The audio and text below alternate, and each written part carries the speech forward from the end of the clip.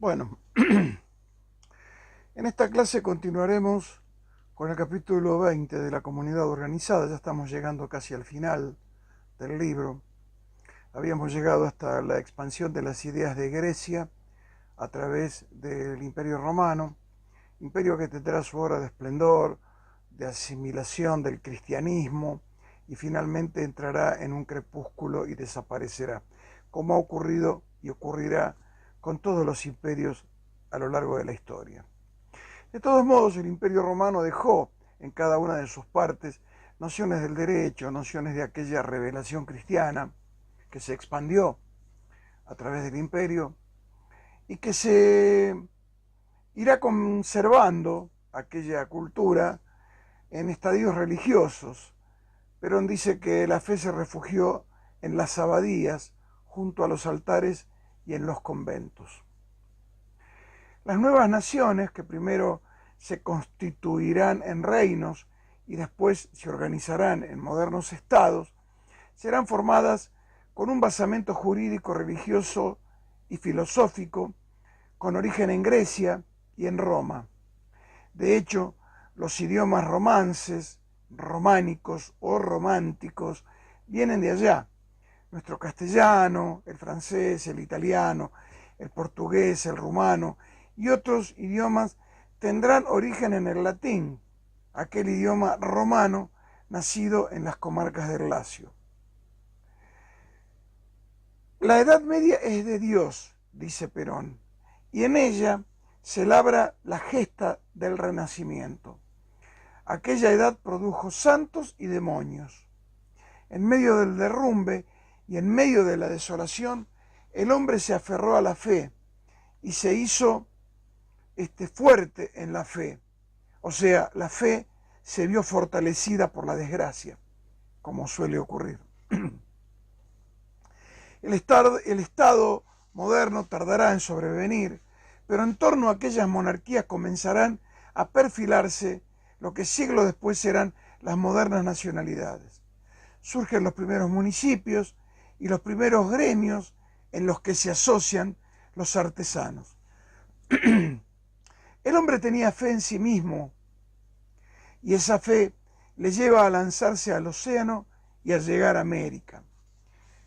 Gran parte de los países navegantes de Europa se lanzan al mar, algunos llegan a África y otros llegan a América. La escuela tomista dice que, la escuela de Santo Tomás de Aquino, dice que el fin del Estado es la educación del hombre para una vida virtuosa. Y aquí la permanente oscilación volverá a darse en la discusión de si la formación, esa formación educativa, debe ser para el individualismo o para el colectivismo, para el materialismo o para la espiritualidad. Así surge el humanismo, en el que la teoría deja de ser teocéntrica para pasar a ser antropocéntrica. O sea, Dios deja de ser el centro del universo para el ser humano y el centro del universo comienza a ser precisamente el ser humano. Se pasa de esta manera del apogeo de los absolutos al desprecio de los absolutos. La intensa espiritualidad iba a desembocar casi de manera fatal en el apogeo del materialismo. Llegan los contractualistas con una visión ya desencantada del hombre, que se sostiene en aquel aforismo de Hobbes que dice que el homo lupus hominis, el hombre es lobo del hombre. Así comienza a fragmentarse los reinos y a surgir las modernas nacionalidades a la luz de un racionalismo basado en aquel desencanto.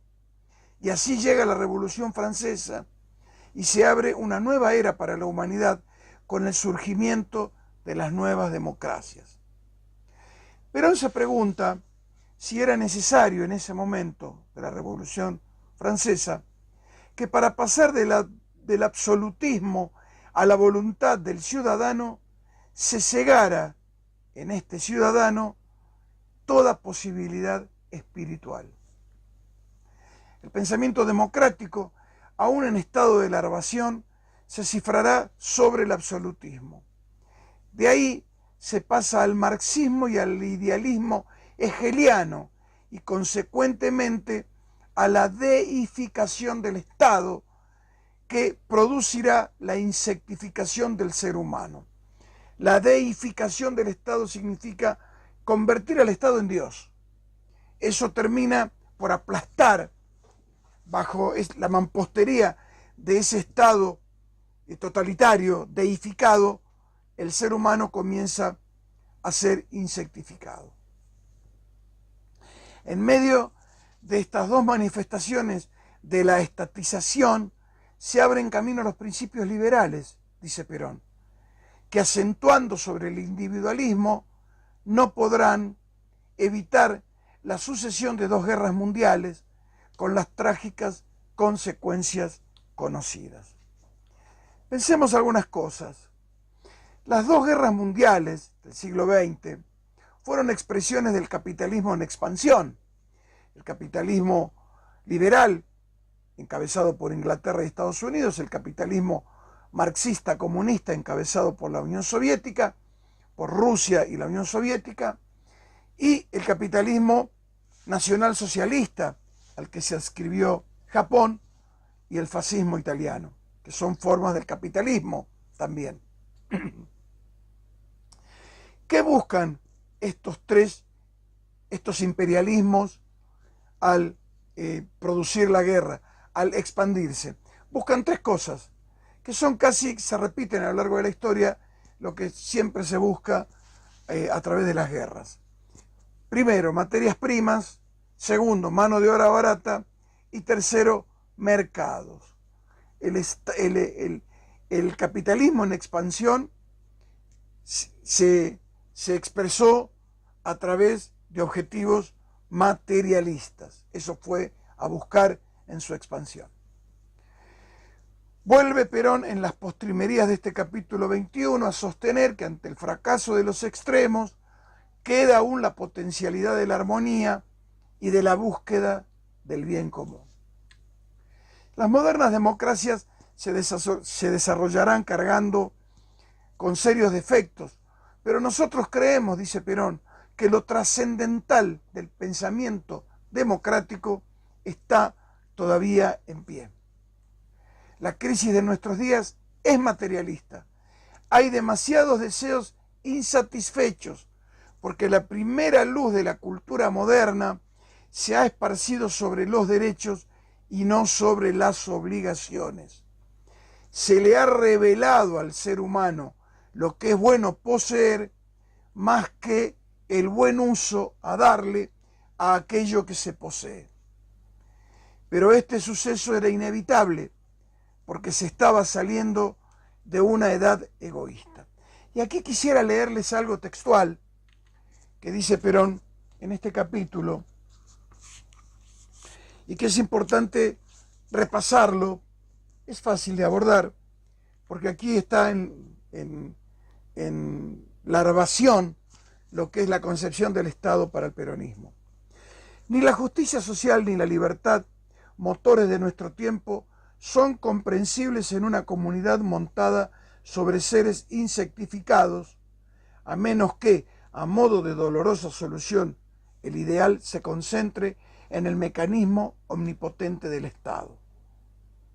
Nuestra comunidad, a la que debemos aspirar, es aquella donde la libertad y la responsabilidad son causa y efecto, en que exista una alegría de ser, fundada en la persuasión de la dignidad propia, una comunidad donde el individuo tenga realmente algo que ofrecer al bien general, algo que integrar y no solo su presencia muda y temerosa.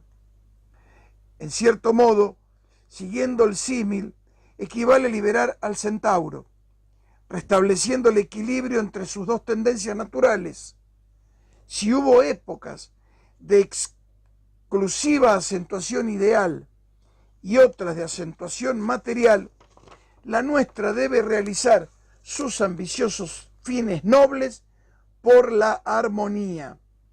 no podremos restablecer la edad centauro solo sobre el músculo bestial ni sobre su solo cerebro, sino una edad suma de valores por la armonía de aquellas fuerzas simplemente físicas y aquellas que obran el milagro de que los cielos nos resulten familiares.